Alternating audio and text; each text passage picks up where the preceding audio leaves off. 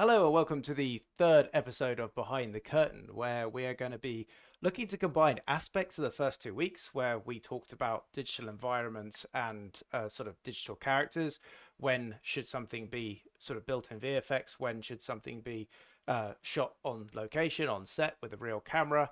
And we're going to try and combine all this together to look at the Guardians of the Galaxy 3 trailer because there are some absolutely fantastic shots there, and we're going to try and apply some of the sort of the things that we went over in the first 2 weeks and combine them to look at how some of these big shots were put together.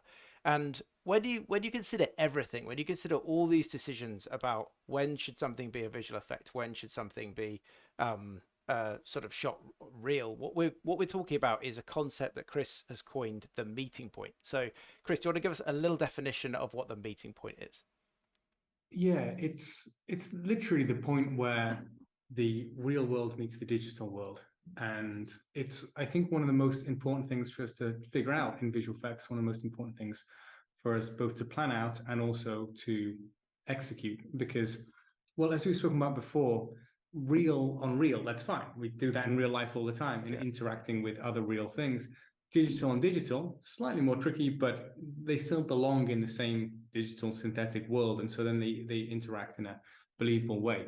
The difficult thing is always when you're getting reality to meet something that is digital. And so that's something that we want to take really seriously and think about a lot. And that's the meeting point between what is real and what is fake. And now we're looking at the whole shot, then a big part of planning that shot is going to involve um, understanding where that meeting point is going to be and sort of how we're going to approach it. So that brings us to our first sort of key bullet point around the topic, which is something going to be in camera or visual effects? That's going to be one of the big decisions. And with something the scale of Guardians of the Galaxy, there's obviously a lot of stuff that is going to have to be a visual effect because it's so massive or incredible, or you couldn't build it in real life.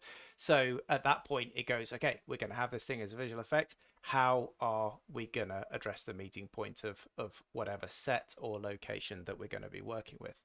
The next aspect of that is then collecting set reference. Like if you're going to be including um, a digital asset, a VFX asset into a shot, then as much reference as you can collect on the actual location. What's the actual lighting doing? What's your camera angles? What your distances from camera?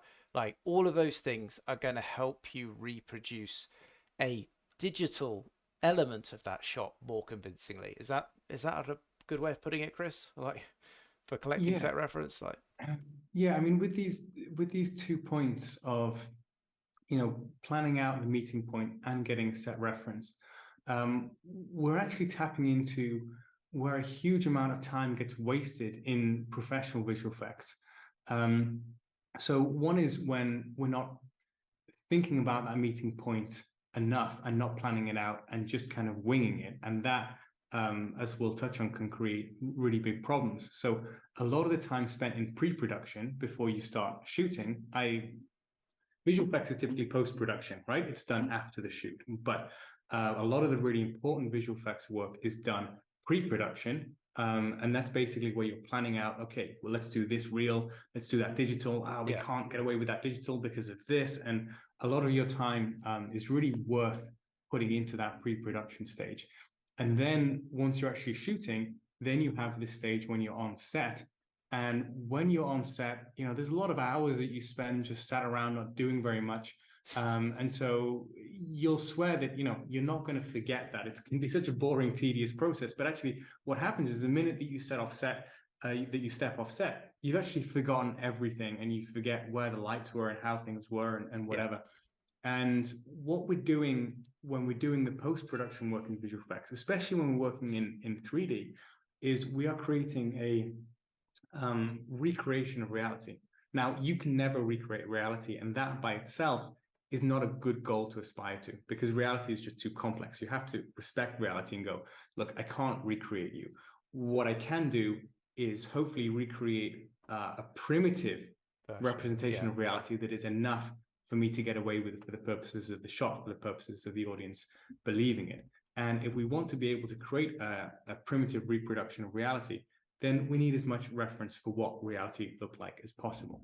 Yeah. And so that's where getting data, getting reference from set is really crucial and can save you a ton of time. And so often professional visual effects isn't done, and the price that you pay is either quality or cost. It just becomes much more expensive to do. You can end up having to brute force it with a number of hours that then become very Yeah. costly. So we've summed that up under the bullet point of planning for cost efficiency, because the planning at that stage, especially if you identify things that are critical to the story and you can shoot them in a way that's a little bit more cost effective, where there's less likelihood of things going wrong that you might have to sort of try and fix in expensive ways, that's what you want to do. You can save yourself a heck of a lot of time and pain.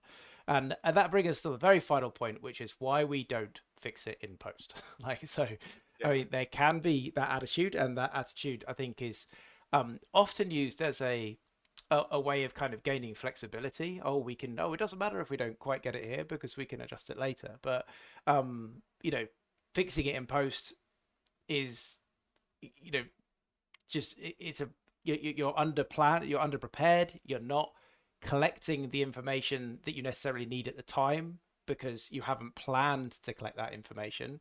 So if you're doing a throwaway comment like, oh, we're going to fix this in post, you might be going into a VFX environment now without all the tools that you need to make that job doable, like, or make it easy. And then you're going to get some sort of compromise, aren't you? Like, Mm. sort of. Yeah, I think it's it's been a joke forever of like, oh yeah, well, whatever, we'll fix it in post. But I think once you've dedicated a certain amount of your life to fixing things in post, the joke isn't funny anymore, Yeah. especially for things that just didn't need fixing. Yeah. And the thing is, the filmmaking process is so complex and has so many variables that can influence it. Stuff is going to get screwed up and you are going to have to fix stuff in post. So ideally, what you want to do is plan everything out. And then when that gets screwed up, Yeah. then fix that in post. But if you don't have that plan in place, if you're not figuring out what that meeting point is going to be, and instead you're just going, oh, we'll fix it in post for everything. Yeah. Yeah, that's either way you'll take a massive hit on quality, or it's just going to cost the earth. You can afford to do that on a $150 million budget maybe, but on an indie budget, there's no way you could do it. Yeah, yeah. So there is going to be stuff that you're going to have to fix in post. Don't put unnecessary things into post Right. if you need. So do we Yeah. have a video lined up, Chris? Like, Yeah. is there something we can look at? So we're gonna switch over to looking at aspects of the trailer. So what's the first shot that you want to pick out? Well, let's take a look. I think a lot of the juicy goodness of this Guardians 3 trailer is in the first third. So I think most of the stuff that we'll take a look at is within that first third. Well, here's an interesting one that will allow us to go back to last week, which is digital environments. And so here, one question, and I don't know the answer to this, but one question you could ask is how much of this is digital? Or if we're saying, do you know what, let's imagine we're planning this shot out, what route would we take? And would we say, let's minimize the digital work and let's maximize the in-camera work, or vice versa? Now, I guess this city here is, I mean, it has quite noticeable landmarks. I don't know if this is a known Marvel city or anything like that. I don't think it's a real city, in which case, that all of that is going to have to be digital. And I feel like there is enough of this shot that is actually easy and simple enough to do that I would be inclined to go fully digital on this. Like we spoke about last week, the advantages of going fully digital is that you have complete freedom in terms of your composition, your camera movement, and whatever. And we also spoke about being able to kit bash things. That's using 3D bits of geometry to recreate structures very, very quickly. So Yeah. a city like this can be created very quickly with kit bashing from Kitbash 3D or something like that. Or you can get bits of software that generate cities for you. And we also spoke about map painting, just Yeah. using often photos or bits of hand painting to tie areas together. And these areas in the background are just perfect for map painting. So this is actually, from a visual effects point of view, quite a simple shot to stitch together. I'm looking for any evidence that it could be fully digital. This boat close to camera, for me, that feels a little soft. I don't know if that is real or digital. But I'm interested that that's casting a reflection, and this let me just annotate here. So here we can see the reflection of the boat in the water. Like I say, I think it's fake, but I don't know. These buildings here also casting a reflection in the water, so that kind of ties that in.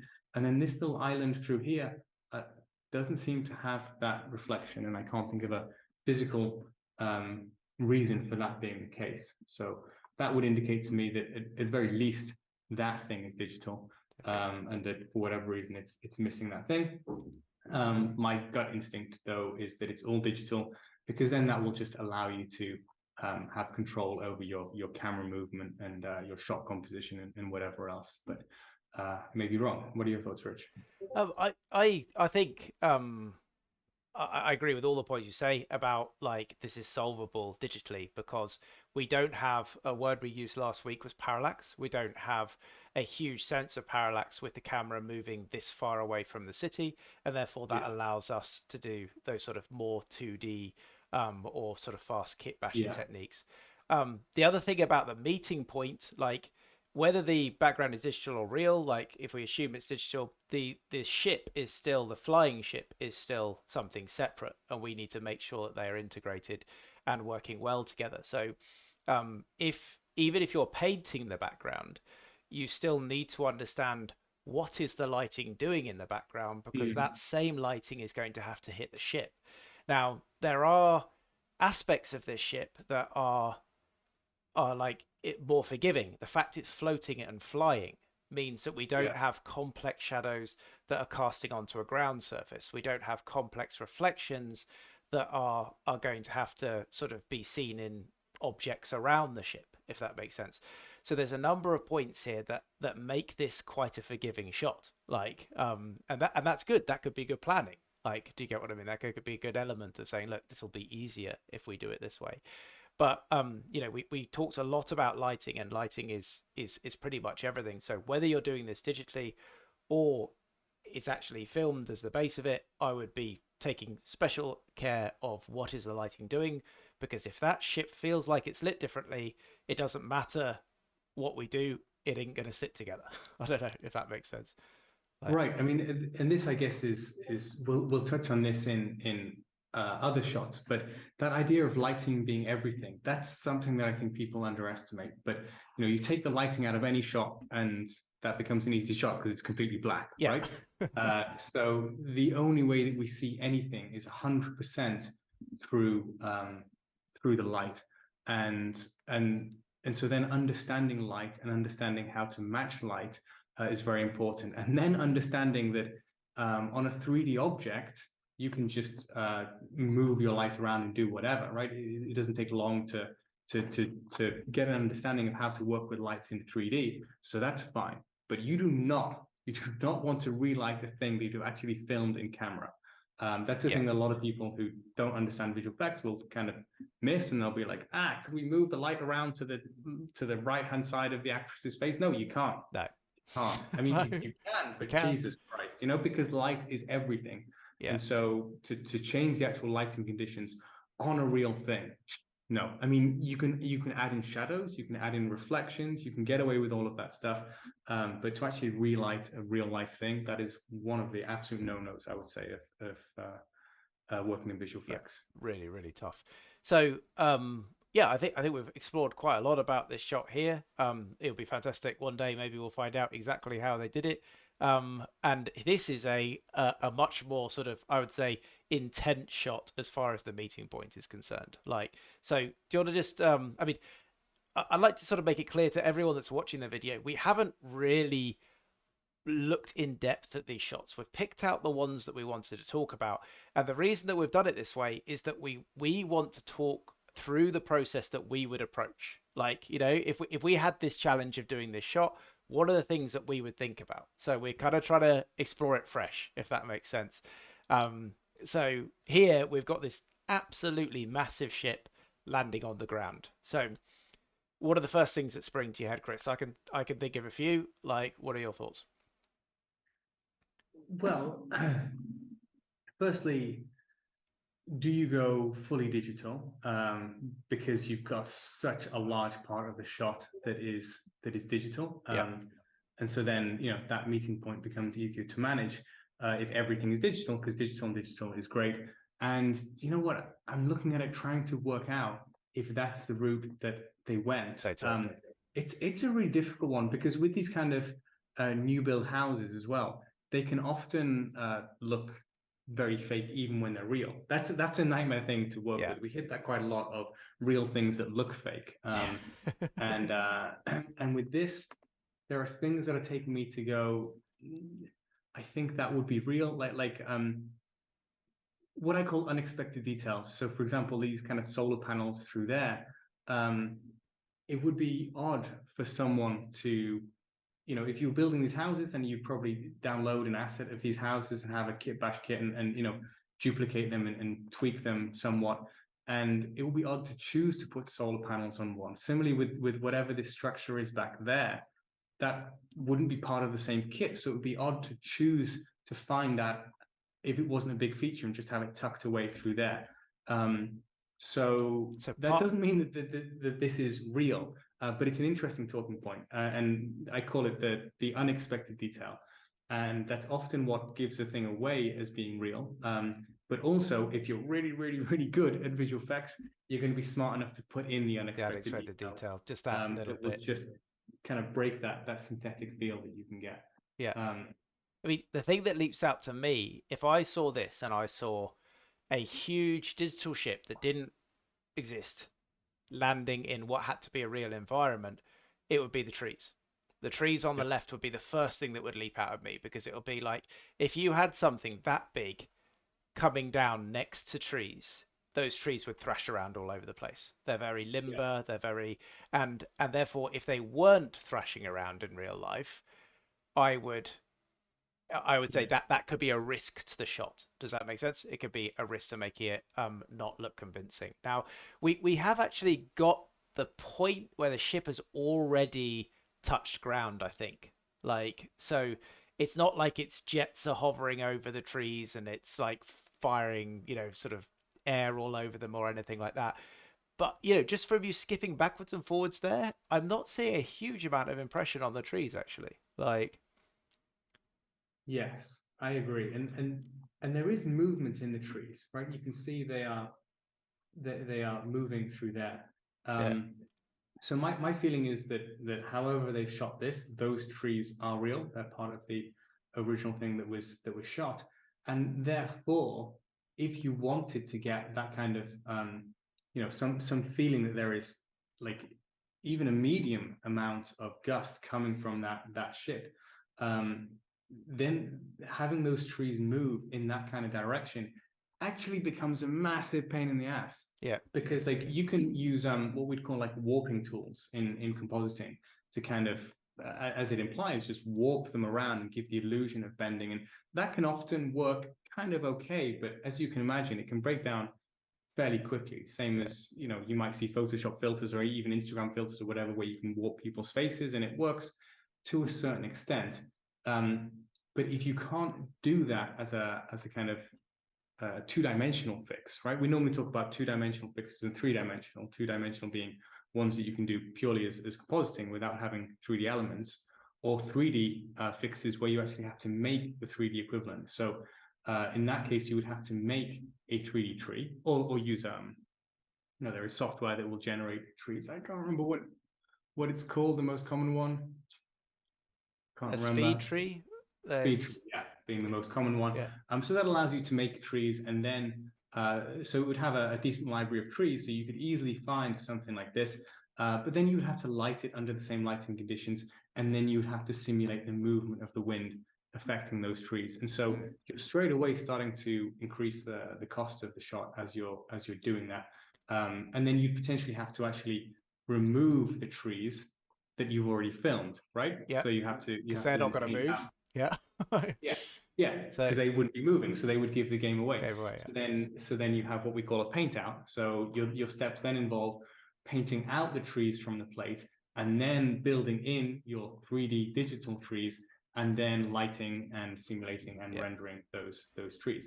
So I've So I'm going to play the other side of the coin. Mm, Like, I was going to say, okay, if we don't want to do them digitally, how could we do them physically? Well, we would know that this ship has to land here in shot, and therefore, mm, if you planned your shot well, you can say, look, this whole area of land under where the ship is going to be obscured by CG.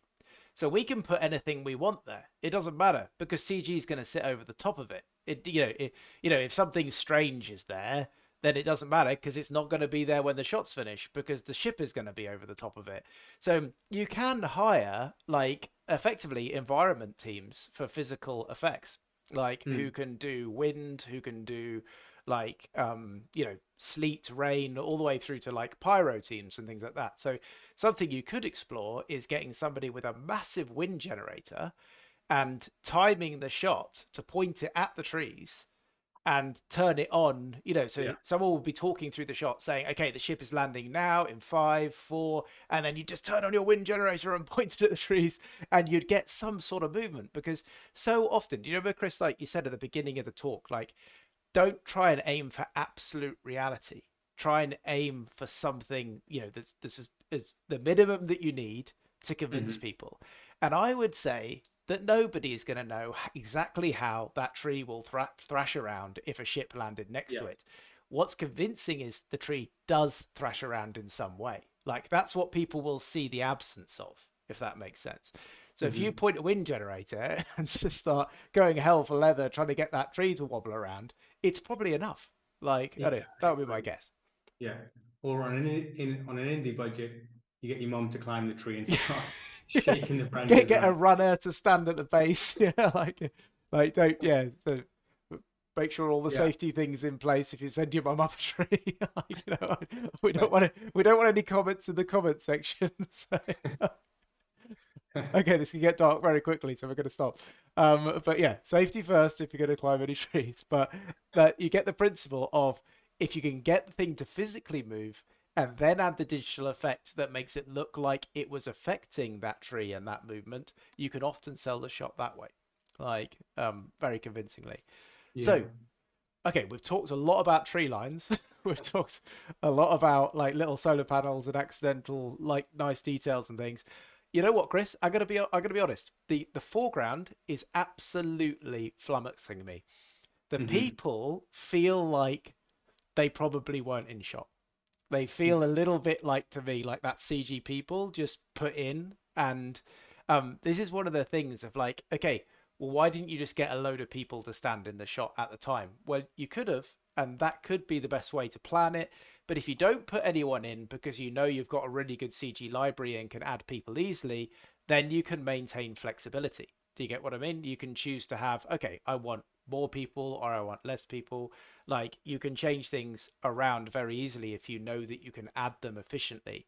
But what you don't want to do is to forget about the people and then go, oh God, we really need people. And then that becomes a fix it in post problem. So Yeah. either way you go, you've got to plan it. And I think the cars and the people are CG. That there is one guy walking across the grass who's actually quite convincing. I think near where your marker is now. Like, I was just when you played it through a couple of times, I was just looking at a few of them. Sometimes you'll see like strange movement in animation libraries and things. So if people put in a CG person, then they won't have a particularly natural movement. But that movement looks quite This good actually. there is this woman down here. I'm not sure what movement she's doing. What is she But doing? I mean, the thing is that that could be an actor doing a really Yeah, weird thing, like I because mean, I mean, a ship is landing in his garden, like or her garden, yeah, like who knows what you do when a ship lands in your garden? Like, could you yeah. walk? I don't know on this one, Rich. I don't know. Like a lot of time when you have crowds, you can spot the repetition as well. Yeah, Here, there's not enough people to be able to spot that, and the people they have, everyone is unique. Um, so yeah, I honestly I don't know. okay. And then the other thing I'd like to look at as part of this shot is the contact point. Say this is a real plate and then someone's actually filmed this as a street, then the buildings that are underneath the ship are a concern for me. That's something that I would think about because the ship is going to cast a shadow over them. So the lighting is going to change on those objects when the ship comes down. And when you shoot the plate, there's no way you can simulate that. Like, if you could simulate it, if you could hover some massive object and lower it on a Right. crane, that Just might, a huge board that you lower down. yeah, Yeah, that would be the perfect way to do it. it would Right. be, because it would cast something that's a Yeah. similar sort of silhouette presence that would cast something. Then you've got it convincing. Like, that's great. But in this case, I don't think you can do that. So that makes me think that even if that is a real part of the set, you're going to have to rebuild at least proxy geometry for that area to capture the shadows, or you have to rebuild the entire thing, like, to re-render it so the lighting calculations look as convincing as as possible. So, Like, Rich, just to clarify what we're saying there, we're saying so. Let's assume the set is real, because God damn it, we don't know. yeah, Um, and uh, and so let's say it is. Well, we have this problem, right? Where, for example, here in this yeah, area, we can see there is shadow being cast from an object. This object here that we know is digital, right? So the meeting point that is then actually, or part of the meeting point is actually in this area, because this object here this digital object needs to interact with this real object, yeah, and that's through the shadow that's being cast. Now, the absolute best way of doing that is that you actually remake this house digitally, not perfectly, not with all its colors and its fanciness and whatever. No, you just need something that has the basic shape of that house. And what that can do is then actually you catch just the shadow of your digital object. yeah. We'd call this a shadow catcher if you want to look into it in more detail, but it's a very common thing that you build objects that are actually never ever seen, but they're there for shadows and reflections, or even interaction. If there was water coming off the spaceship and going down the side of the house, then that would need to be simulated and interact with a But digital I mean, object. there's dust kicking up, and therefore it Right. might have been built for that purpose already. Like, Yeah. so Right. So when you simulate your dust, you're going to want your dust to come up and over the house, right? Rather than just going through it. So what you need is some object that roughly represents the house. Say roughly, because of course we are creating primitive representations of reality, whatever is the minimum amount that we can actually get away with. So you're not there going and building in every single tile or yeah, whatever, you and know? the Um, gutter and yeah, the yeah. chimney and maybe the chimney, but not the gutter or the door handles or anything like that. Approximation is going to be fine. Look, that ends up taking up what, 20 pixels on screen, or something like that. So you've got to think that's going to be the end goal. What's the minimum amount of work that I need to get to there?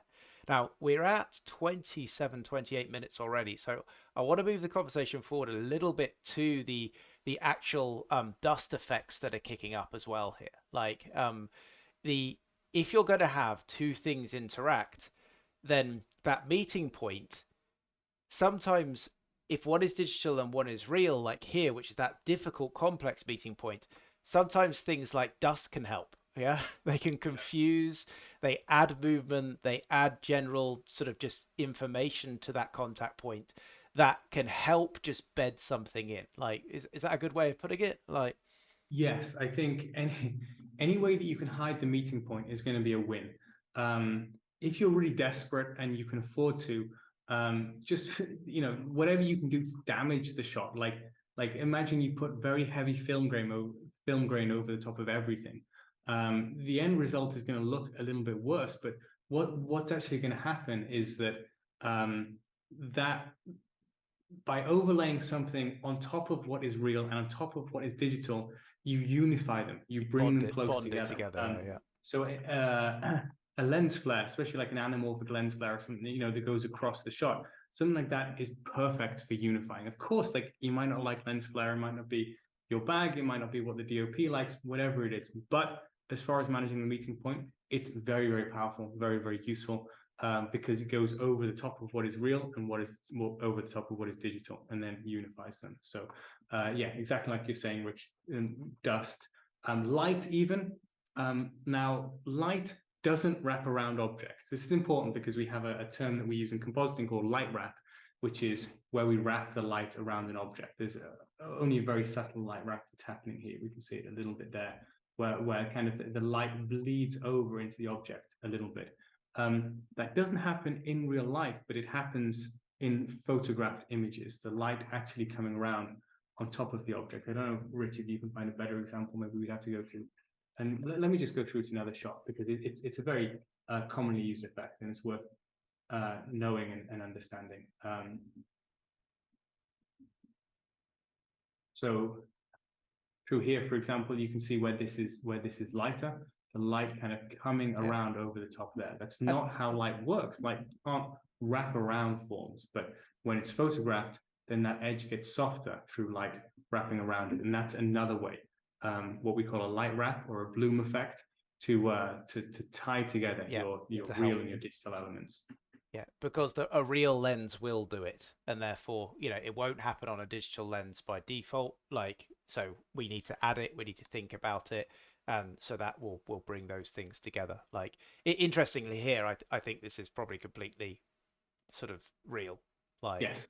so Yeah, um, so maybe is this a good time to then jump into, actually talking about these people? Because there's a I, bunch of interesting Yeah, stuff for us yeah, to we talk we can do. The only thing I was possibly going to take your opinion on was the design of the ship. Like, not as like a critique. It's just that if you're going to sell something as absolutely huge, then what things would you think about? But we could make that the subject of another video, or we could do a little bit now. I mean, if people are watching, then comment. If you do want to see that sort of video, then definitely get it in. Like, let us know, because we're really keen to sort of aim this sort of contact. But Chris has designed a number of sort of vehicles and robots for very successful, number one Netflix, Outside the Wire, etc. Is all from Chris's head. He's done the same for creatures as well. So I always try and get a little bit of Chris's opinion on this stuff whenever I can steal it. But like, up to you, Chris. You can do it, or we can leave it for another day. Okay, well, let's go 50-50, and I'll just say something very quickly, because obviously the scale of this thing is pretty massive, and selling scale is a really difficult thing. That's where things like dust and reference points for scale can be really useful. In terms of movement, we touched on this last week. If something's as big as this, just have it move slow, man, because Yeah, otherwise, if you have it move quickly, then it's going to feel much smaller. What I would say is, as a cheat thing, just sticking as many things that you can see, like all these tiny little bits of detail that they've got on here. Detail massively useful when it comes to selling scale. They will have kit bashed the hell out of this. Interestingly, like a kit bash kit that I'll use a lot would be Andrew Birkin. He has a very well-known kit bash kit. I think he works for Blur Studios. Maybe he doesn't anymore. But anyway, it's Kit Bash Kit. What's interesting is once you're familiar with it, you guys can download it for free, and you start to notice certain parts. So this feels it's definitely yeah, not the same. It's definitely not the same. But it maybe had a similar. Maybe that was the starting point, and they deviated from it. I mean, you'd be insane to have something this big and to build everything from scratch. This is where you'd really want to kit bash to sell as much detail as you can. And then where you have an uphill struggle is when you have things that are, let's say, reliable indicators of scale that aren't at the scale that you want. That's a difficult thing for me to describe, but like for example, this feels like a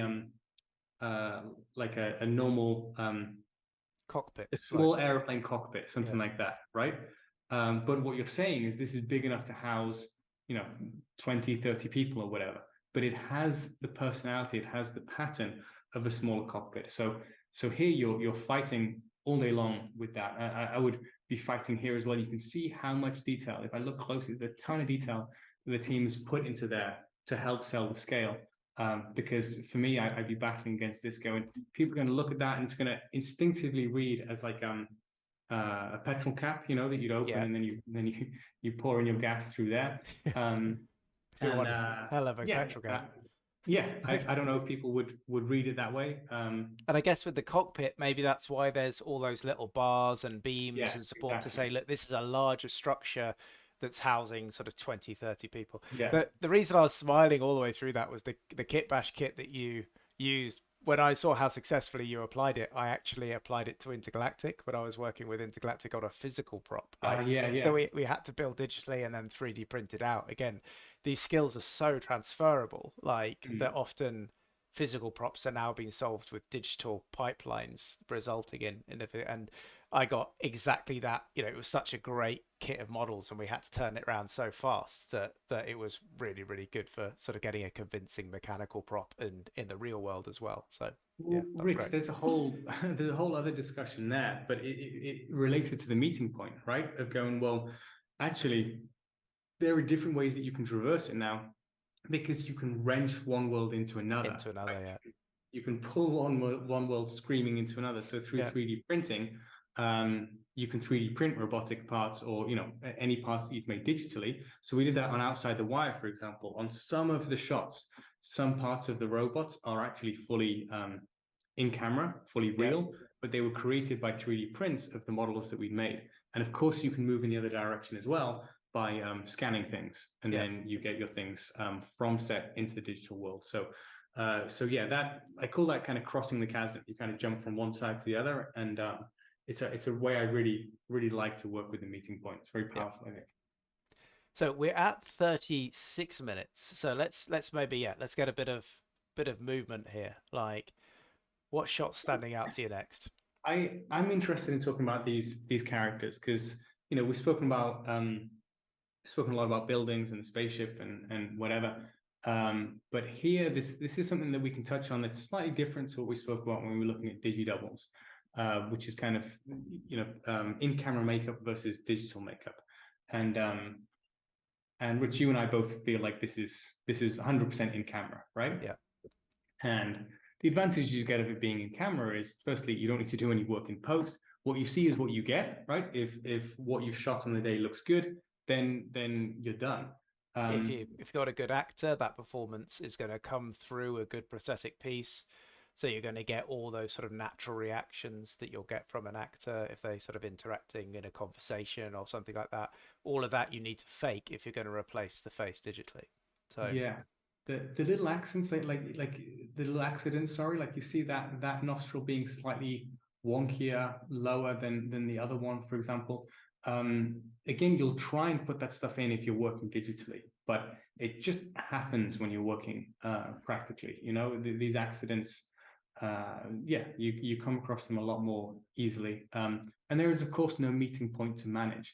The light that is touching the actress on her real clothing is the same as the light that is touching on her prosthetic makeup. So that meeting point is handled automatically for you. just to Um, expand on that a tiny bit, like when you're digitally sculpting a character, you can often use things like mirroring and reflection when you're sculpting yeah, to automatically get the other side identical. But a lot of these prosthetics, they actually clay sculpts on actual life casts. So you will naturally get variations in each side that can be really convincing. And that's something when you're working digital to make sure that you break that symmetry in situations like this, unless that symmetry is serving a really particular purpose. Like, you want something to be unsettlingly symmetrical because it's like a perfectly generated robot or something.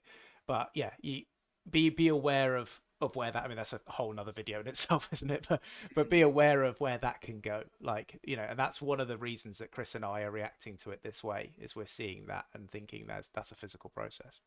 yeah, And there's yeah. very, very good contact lens teams and things. So even Um, even though her eyes look like that could well be a good contact lens team. And if you are thinking of shooting anything with contact lenses, please make sure that you use a good team, because just do not mess around with your eyes. Like, there's lots of horror stories of sort of cheap contact lens kits and things where people are trying to reproduce the sort of thing that you see on Guardians, and it's very serious. Like, sorry, got off on a bit of a serious tangent, but okay, don't like, send your mum up a tree. yeah, Don't stick random stuff in your eyes. well, But there is a jumping off point that I can take here, which go on. is that if we did want to augment this digitally, so let's say that we decided that actually we wanted to add in digital horns through here.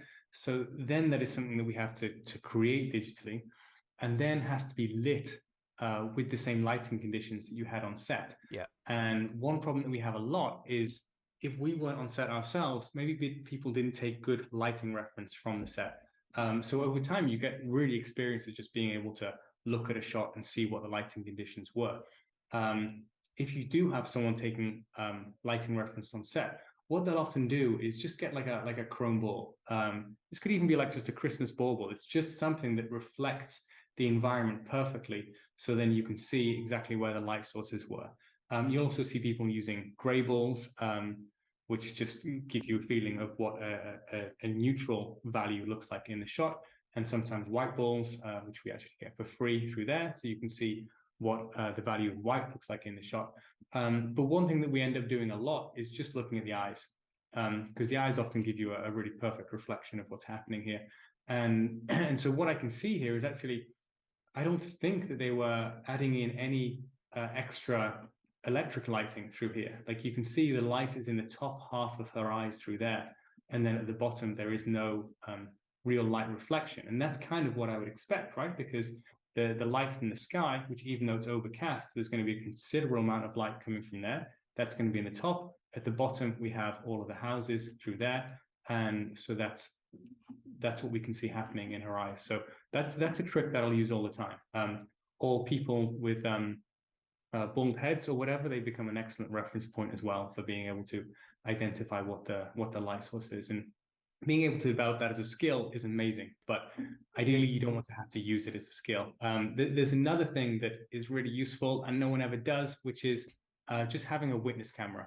Sometimes on big productions, you're not allowed to have your phone on set and whatever, but if you are, then you can literally just film what is happening, and then you can, so imagine we were filming that, you could be filming like where the camera is, and this is an old school camera, but that's Yeah. where the camera is, that's where she is, whatever.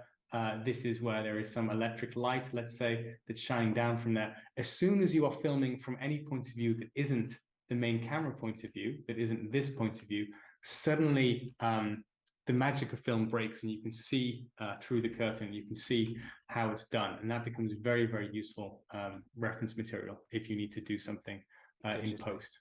Absolutely. Like, I'm smiling through that because we filmed a short called Constant Parasite, which is under production, um, where I think on one shot we didn't take lighting reference as well as we could have, but because my bald head was is in in a witness cam, we actually were able to identify key sources of light off the Yeah. reflection of my noggin.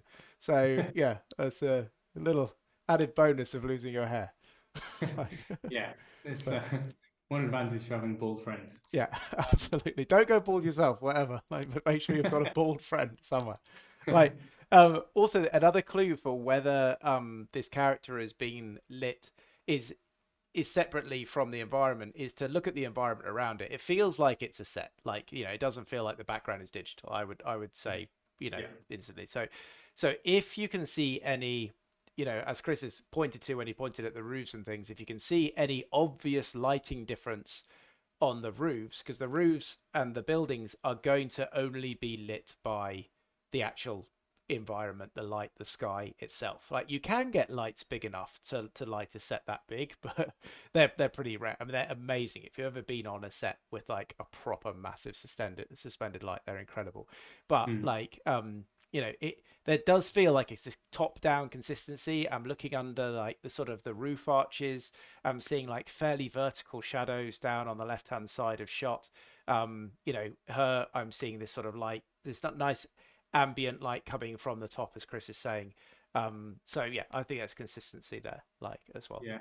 This exercise of dissecting the lighting of a shot, very, very powerful, Yeah, very useful thing to do, and you can do with literally any shot. I The I would say when you see a shot that doesn't feel correct, when it feels like that element doesn't sit well in the shot, it's nearly always the lighting that's the yeah, principal failure. Like it's never like, if you've got a fairly good model, fairly good textures, fairly good, all that sort of stuff, even with all that in place working really well, if the lighting doesn't match, it just will not feel right at all. So, we do a lot of deconstructing of this type of shot, like just to try and improve our skills. And I think anyone watching, it's a great exercise. Just literally pause it, look at a shot, and try and pull it apart. See what you think that is happening with the lighting.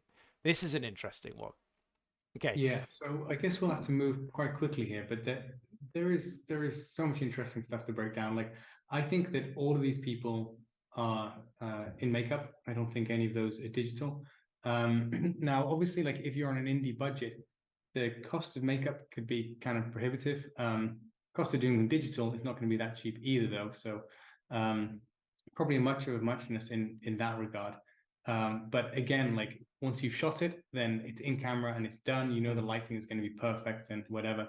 There is certainly a different feel to makeup work and prosthetic work compared to what there is digitally. So for example, like the hardness of these wrinkles and things like that, that feels like a makeup thing.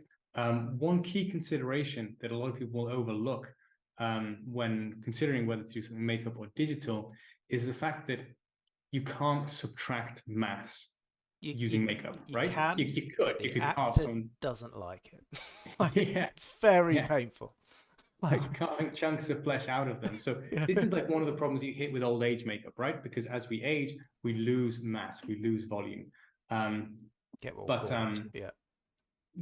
It and so that means that actually you can't recreate that with old age makeup. So what you end up having to do is to build out more, and so then you can leave the depths behind. Um, but digitally, of course, we can do whatever we want. So in this case, the designs are such that the hands are just very big, and they have to be because they have to be bigger than human hands if makeup is going to work, right? The heads have to be bigger than human heads all the way around if they're going to work. Um, as always, one of the favorite ways of working with visual effects for me is finding a meeting point where it's part digital and part real. That's always so successful. Del Toro's effects, for that reason, I absolutely love Christopher Nolan's effects. Like Christopher Nolan talks down visual effects a bunch, but has also won a bunch of visual effects wins. Oscars. The Inception, reason for that is he's Interstellar. trying to Yeah. avoid using visual effects. So he Yeah. sets a really solid groundwork in reality and then can layer in visual effects on top of that. Um, and so often what you'll see, and I don't think is the case here, but you will see things like the eyes being replaced digitally and everything else uh, being makeup, and then you can get the nuance of little blinks Yeah. and pupil dilation, things like that you can't get in Cou- makeup. Couple of Um, interesting things actually, just in that line of thought. Like, first of all, very famous character actors, like who have performed in sort of prosthetics. They're quite often very gaunt, very thin people. mm, Like, and that is because of this additive process. If you have like a fairly well built person and then you build them out further, the proportions can start to look ridiculous. Like, and quite often the heads can start to feel a bit big, and that can push things towards like childlike proportions as well, where the head is larger relative to the rest of the body, etc. So quite often you'll find these very thin, spindly actors successful as character actors. And the second mm, thing just to be aware of with this character at the front here, like the positioning of the eyes is probably wider than where the human eyes actually are, and therefore this character is probably blind on set. So yeah. you quite often will say, "Oh, we want it in camera because, like, then you get a more convincing performance." Well, sometimes if the character can't see, like, then it is harder to get that performance. So you have to be aware that there are limitations, sort of when those practical techniques are used as well, and that's where that sort of planning of the shot comes in that we mentioned at the very beginning, like to get the best out of everything. Yeah, there is a slight movement. You see if the eyebrows going up. Um, Again, that movement can be very difficult to convey through layers of makeup. My guess is that movement is actually added in In post, and, digital. Yeah. and they've literally just stretched the brow up to give a little bit of read. Because another downside of makeup is that it can deaden the expression and deaden the read of the face. So sometimes you'll see that getting faked a little bit. Um, and yeah, I think that fake that we're seeing there of the brows going up is a very basic thing, literally just stretching it up. A more complex fake would involve recreating that area in 3D, and then you can animate it in 3D. But I just thought I don't see any need for that. I think they've literally just stretched it up. But this shot, well, I love this for so many reasons. I love the cute little girl. I love the getting smashed in the face. Just absolutely everything about it. But but for our purposes, the fact that she is now her head is I'm putting money on that being completely digital. The hands as well, but the clothing I feel like is real. I think that gives us a bunch to talk about. Yeah, So why have everyone else in makeup and have her digital? That's smart, I think. That's understanding the benefits of what you can do in camera and what you can't. A lot of time, because there is this fashion to be like, no, I don't do everything CGI. I like to do it in camera. Is the people will try and do stuff in camera that they can't or they just shouldn't try. And so here, what we have, and if I play through this again, um, is what you'll notice is that she needs to emote significantly more than these guys. Her eyes move significantly and the ears move significantly, right? See the little yeah. look down of the eyes there, It's and so important in that shot that you go, ah, cute. Otherwise, the yeah, story doesn't work. Yeah. So all of that, yeah, is so yeah. That's a really good point. Like, God. So yeah, talk us through it. So is it the movement of the ears that are making you and the eyes that are making you think, well, that's just so much to do practically. That's difficult to do practically. Or yeah. As well, you probably don't want a girl that size having a full head of makeup on for a whole day of shooting.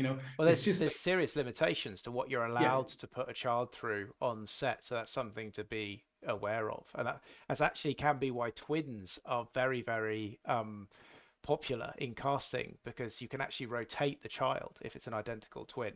All sorts of weird things we can talk about on another video, but go on. Like, yeah. If you've got triplets, then you're set for life. yeah, exactly. Um, Just kick back. Yeah.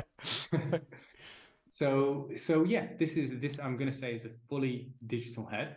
I'm going to guess that the hands are fully digital as well. That's an interesting thing because I guess they could have been done with makeup, but they look digital to me. How many Um, fingers I'm struggling to see on the screen share? Like, is it actually five fingers or is it? That's the first thing that I yes, look no, I for. think I think it is. I think it is. Okay, Yeah. okay, right. But yeah, feel digital to me. Potentially, if you did them with makeup, then you'd end up with them feeling, kind of quite big and heavy, and not so much like a young girl's hands. I don't know, but I think just a really nice example of where we're going. Do you know what? When we can do it in camera, let's do it in camera, Yeah, because then you've got it in the bag. You don't need to worry about fixing it in post, and you know that all of your lighting conditions are going to match, but then not pushing it to a silly extent and not trying to do stuff in camera that you can't do in camera. So ultimately, I think managing this meeting point is about reaching a level of maturity where it's not about us versus them. It's not about practical versus digital or anything like that. It's about the shot. It's about yeah, getting the shot in whatever way is best for the shot. And you know, at the birth of visual effects, a lot of which was industrial light and magic, who were coming from a practical effects background, and as they moved into visual effects, it was all done as one team essentially. You would have ILM practical department, you'd have ILM digital department, and that's what you'd see for things like Star Wars and Jurassic Park and things like that. And now those are two separate worlds, and that's a sad thing because ultimately we do end up competing with the practical guys. They'll be aiming for work that we're aiming for, and it makes it much more difficult to have the conversation of, well, no, let's just figure out what that shot needs, because our work, as we saw with the Christopher Nolan example, is going to be 1,000 times better if we have a practical base. yeah. And this is super relevant for if you're doing your own stuff, if you're doing indie stuff, because then you don't have the politics. You can plan it out and just choose whatever is the best thing The for best thing. for, Yeah, um, for a given shot. And when you do that, then you can cut massive corners and you can get really, really good quality stuff for like 1% of the budget of like a Hollywood feature. yeah, absolutely. We are at 55 minutes. We're coming up, so I think it's probably a fairly good time to conclude. We've been through some Yes. sort of character intent shots, some environment, vehicle intent shots. Please do, as always, let us know if there's anything you'd like us to focus on. We've only looked at, I think, the first third of the trailer here.